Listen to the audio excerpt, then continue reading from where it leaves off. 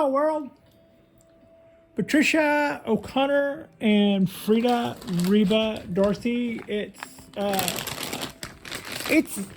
in the evening. It's a little bit in the evening. We've been kicking back, catching up on our lessons, and resting our dogs after a pretty productive day. We got a lot done today. I did a lot of work out on the balcony. But as promised, this is a little better introduction to a Japanese cork bark black pine that I picked up actually on eBay auction.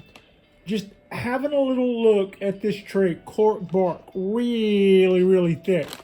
However, don't let that bark deceive you.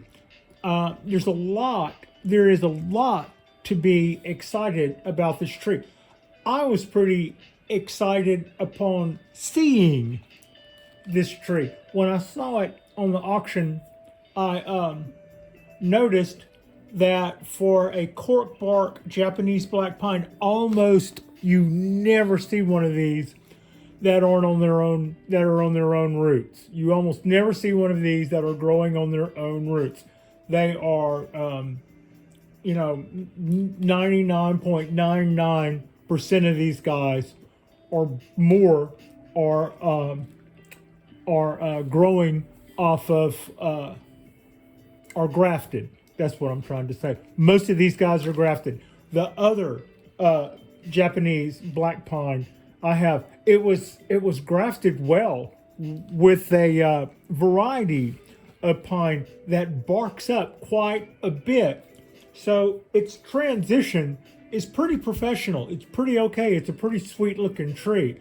But even then, you can really see the line. Here, the line is very easy to see as well. You can see that how wide it gets, and then where the roots start off, it gets small. That is a pretty impressive graft when you consider that every one of these that you've ever seen was a grafted pine tree, and some of them have grafts way up here and it looks like nothing and then huge.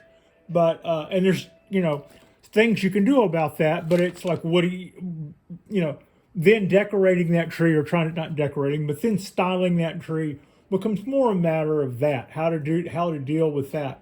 Also, when I first got into bonsai, Japanese black pines were a little intimidating, but then I saw these guys, and I heard a little bit about these guys, Japanese black pines. What is the deal with Japanese cork bark black pines? Okay, we're gonna run down a few little cork bark trivia things.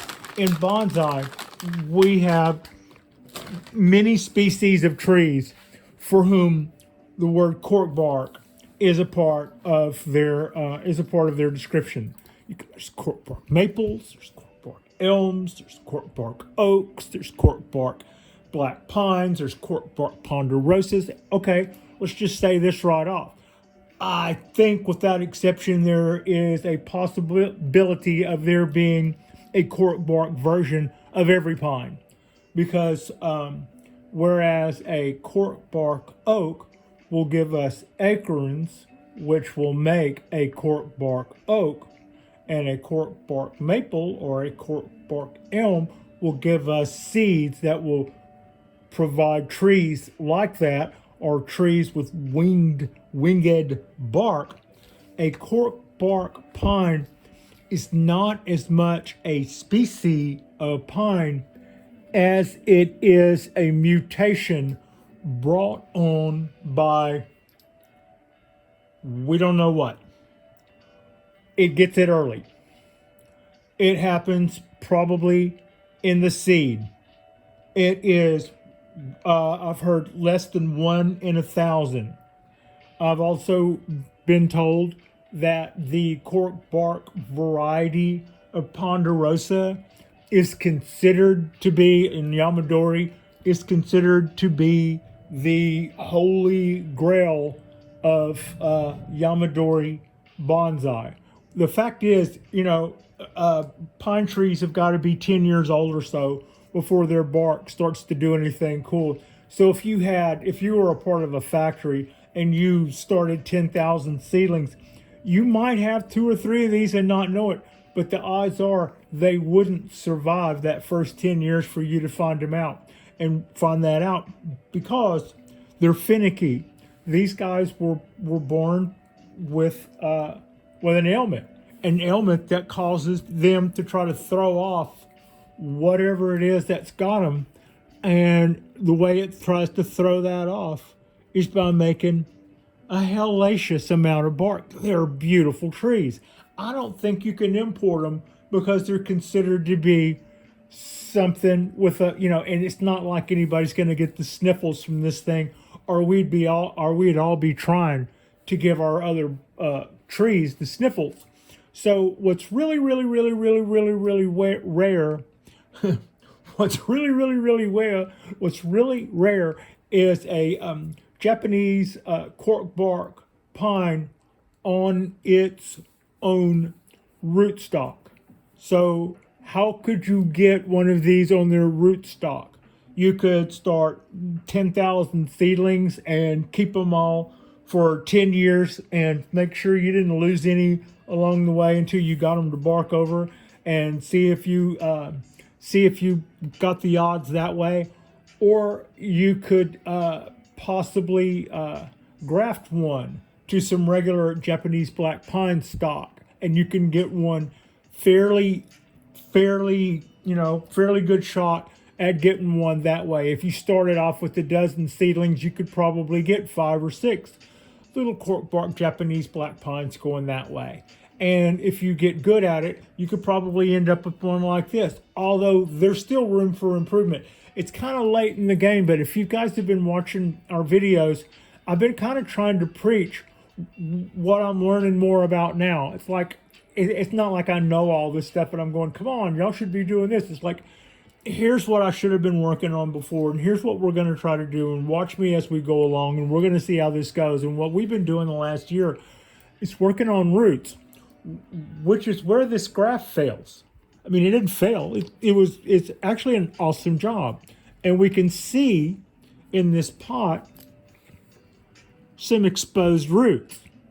So if this were raised up a little bit and those roots were fanned out, maybe even a little bit more octopus-like, then this would be an even more convincing tree.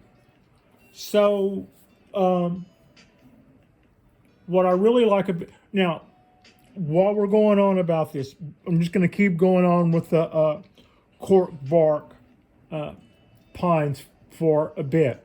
Some people are absolutely nuts over these things and just think that they are, they're the cat's whiskers. Some people say that it's really, really hard to apply basic bonsai techniques because of the amount of things that can go wrong with the cork bark pine.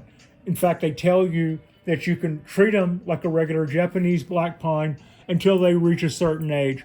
And at a certain age, the first time you notice that it doesn't respond to candle pruning the same way, that means it's entered into its senior years, and you're not to be doing that the same way you've been doing that anymore, or you could kill the tree. People are more careful about how they prune these. People are more careful about how they can decandle these. People are more careful about how they thin the roots. And something else that doesn't seem to have a big success rate is if you've seen people air layer Japanese black pines, if you've got a knack at it, I hear figures of 80% or better, and that's on fairly substantial pieces of stock for a Japanese black pine, that if you've got 15 months to dedicate to it, that you can definitely air layer one. I have heard that the rate of air layers for Japanese cork bark black pines is, right at zero, about as close to zero as you can absolutely get. And the reason is the roots have the same ailment, because the roots are woody. They have the same ailment that the rest of the bark does, and that affects them double. So if you get an air layer to establish some roots, they quite often will not survive on those roots once they're clipped off. So that makes that pretty much. Now, how would I know that? I knew that because I asked around several professionals, also Ryan Neal on a Q&A when we were talking about black pines. I said, I've got a black pine that you once styled, which is the story about my other Japanese cork bark. And I was thinking, next time when it comes candle cutting season, which that tree fits in that elderly category, I was going, what if I tried to air layer one of those? And that's when I was informed that you will almost never, ever get an air layer to root on a tree that has the ailment of being a cork bark tree, a cork bark tree when it comes to the pines. So very successful, however, on oaks. I think my oak might have been an air layer. So that's a little quick rundown. Now, when I saw this tree, I saw a couple of things. One, I was thinking that I was looking at an auction that ended on Sunday, and I have a little background in auctions. I just didn't know what day the damn thing ended. So seeing this tree, I thought that it was listed a little. It wasn't. They weren't really hitting on it like they should for a nice as tree as it was. It also hadn't met reserve yet, and it was at a couple of $100, and it had to buy it now for $615. And with the birthday coming up, it was a very impressive tree. Like I said, I'm very, very impressed with that graft. Also, the vigor.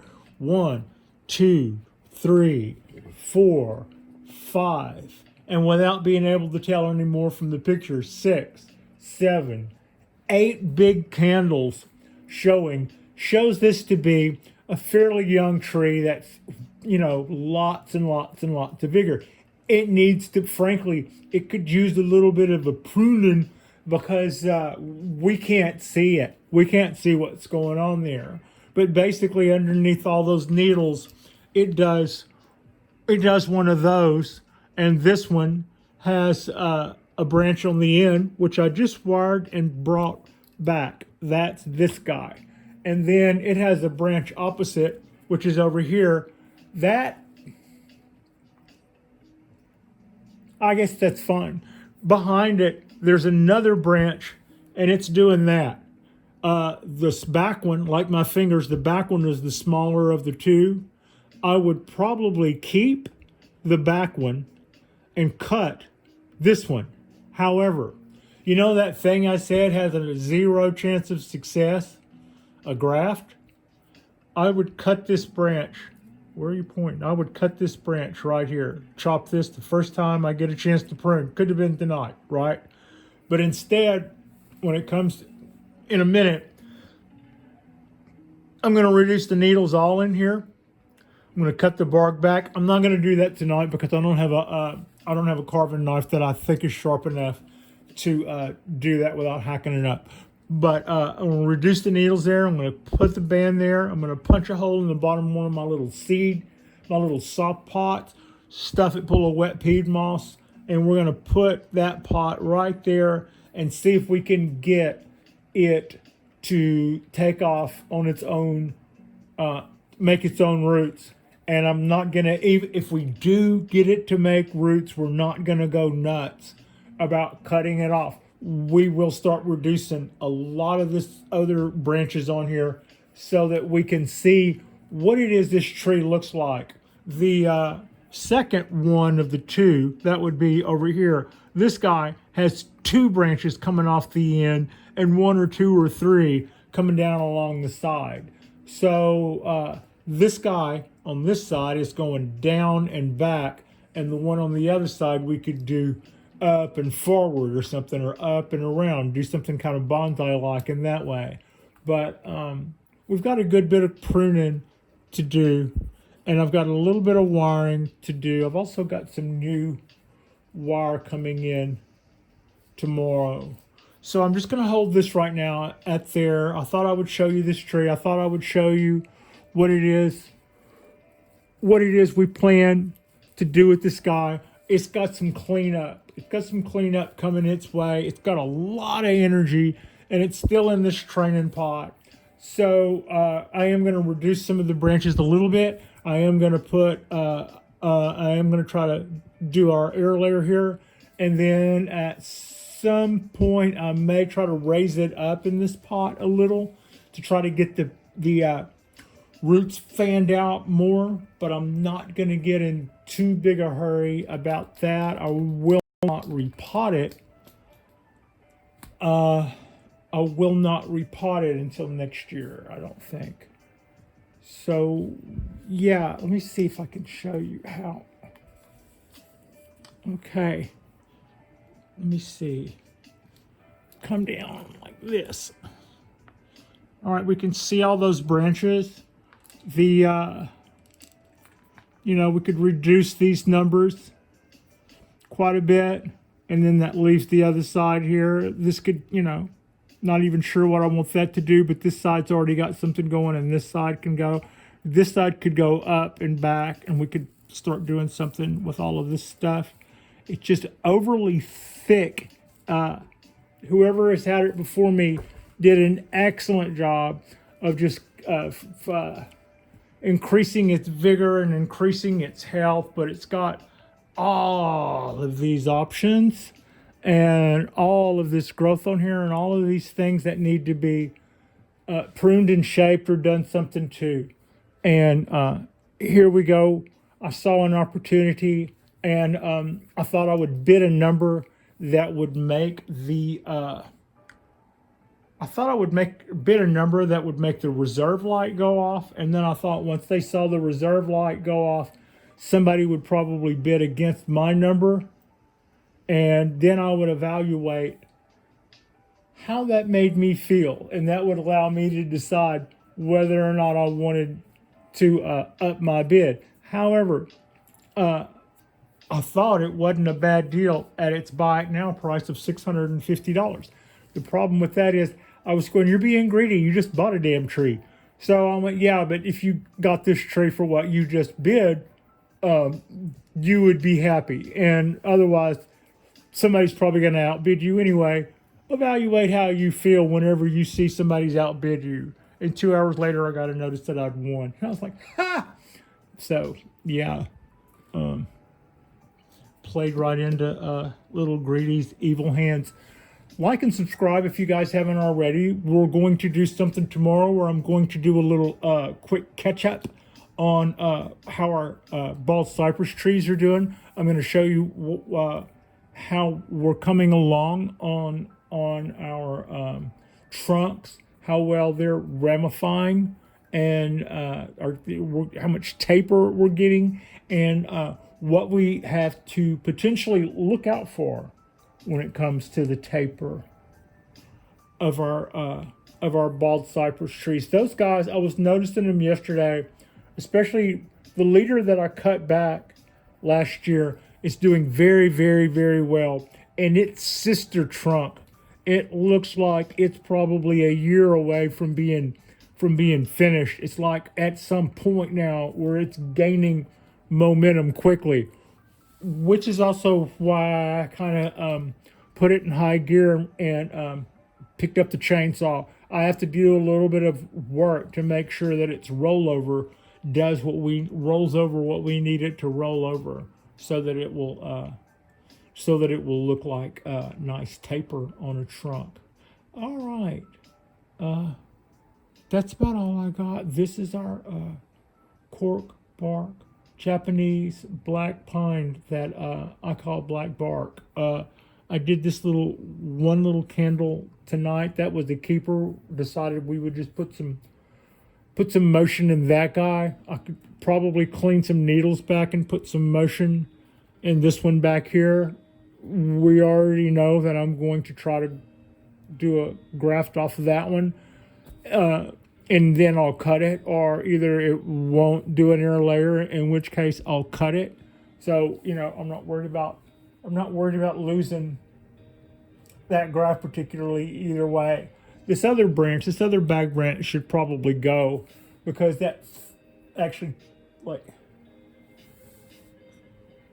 I didn't realize it before now. That's a bar branch. It is. That's a bar branch. Watch this. Just when you thought it was safe. Yeah. I say we get that. What do you think? We'll be able to see so much better if we get this little guy right here. Boom. Yeah, those were coming out right opposite of one another.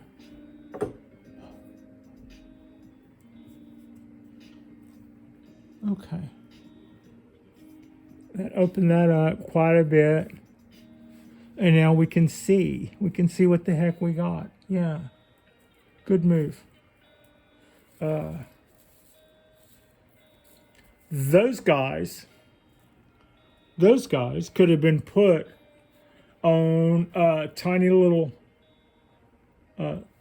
seedlings. Could cut those off, throw them off, do a cut, open them up, and do a graft on some of our seedlings to make more. That's okay. I want to see if I can get one. I've got two. If I could get one going on its own roots, then I'll stop thinking about it. And if I can't get one to go off of its own roots, even if I start with a super healthy one that's making shoots like they're going out of style, then if that doesn't work, then I can finally go, yeah, you gave that your very, very best shot. Now move on. Because, yeah, I have been thinking about that. As long as I've had the other cork bark, I have been thinking about a way to try to get one of these on their own roots. And the other night, watching a learning program about them, somebody said, so what if you do? I mean, really, so what? So what if you get one of these on their own roots? That's as rare as that is. It will be so temperamental because of the fragile condition of its roots. And I was like, yeah, maybe, I don't know. Let's see. So, yeah, that's kind of my thinking there. It's not the end of the world if this doesn't work, and I really got a lot of good thoughts about this. Oh, different styling ideas for cork bark trees. Let's say, you've got this bark and it makes itself get really, really, really wide. If you were looking at the branch, and if you were to cut that branch, so you've got a branch and it's this wide, it's deceptive how much actual branch that is. Say you had a branch and it was that wide on a young tree and you cut it. Now you're looking at it being wide like that with bark that comes out to there. That little dot, that little piece of wire in there might be your living vein with circles in it. I mean, it might not be any bigger than that, but it would have wings that came out to here. So what if you were going to try to bend that? All of this bark is going to be problematic when it comes time to bend it. And you run a high risk of snapping this part in the center, trying to get movement in something that's wide. And people in Japan who have had these look at them like they were art forms. What would you do if you had a Picasso and it got a rip in it? You would put a patch in it and have the dang Picasso restored because it's insured. Just like that, if you wanted to put some motion in a cork bark, Japanese black pine, and the bark was so thick that it would not allow you to put motion in it without killing the branch, you would then remove the bark. Yep, there I said it. You would remove the bark, make the bend, and then using cut paste, you would put the bark back on. Because just like the Picasso, The money is is being in its with its original parts. So you would fix it so that it would be in sutro, like it was original in its original setting. So I thought that was odd and also like cheating. But then at the same time, the people who were teaching that don't bat an eye. And I did. I got it. I got it. What they're saying is, this is your piece of art. If something happens to diminish it, do you know how to fix that? If there's a way to fix that, then you fix that. Also, if it comes time to wire, bend, or in some way shape your tree, and something about the tree itself makes that difficult, you fix that, and then fix that in the mix. I mean, I thought that was kind of an interesting approach. But if you ever see somebody gluing bark back on their tree, uh, there's a thin line between kind of what's right and wrong. If you've got a tree that doesn't have bark in certain places of it, and I started taking chunks off here and started trying to glue them down here to make it look like something it wasn't, that could be kind of lowbrow, or especially if it were like some deceptive secret that you weren't. But on the other hand, if you lose a part of your tree, it's perfectly okay. If you lose a gin on your tree, I've seen people take tiny little nails and put them in the end and put a little epoxy resin on the end of the break too, and then reassert them together like it was an artifact discovered, like it was an artifact being restored in the Smithsonian Institute or something. People get really crafty about how they preserve their things, and to that end, I've seen people go to a lot of trouble to try to preserve the cork on their pine trees. And it's not considered a bad thing to do necessarily. I'm kind of lazy. I haven't been doing that to any of mine. If I break something off, I kind of I was the same way when I built models as a kid. If I broke a headlight off of one side, I would just break one off the other so that they would look even. But that's not what everybody else does. And I've kind of seen that it's not, and at first I was kind of looking at that going, well, that's kind of, it's like, no, that's unfortunate that you break that off or that you tear that off. But the way around it is that you remove it, work around it, and then put it back on. So, yeah, that's about all I got tonight. Tomorrow we're going to do our thing, and we'll probably talk about our cypress trees and what we have coming up with those. And this was just a little more of an introduction to anything else to what I plan on doing with black bark, or cork bark black pine.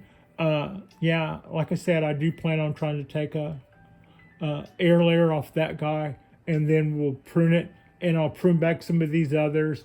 And it's all pliable enough to where this can all still be wired, but it's at the age where it's making bark. So I'm pretty excited to have this guy win, place, or show on that air layer. We're just going to see what happens. And I don't think we can lose either way. That's a killer looking tree, and I'm really glad to have that. I'm really glad to have it in our collection. Thank you all so much for watching.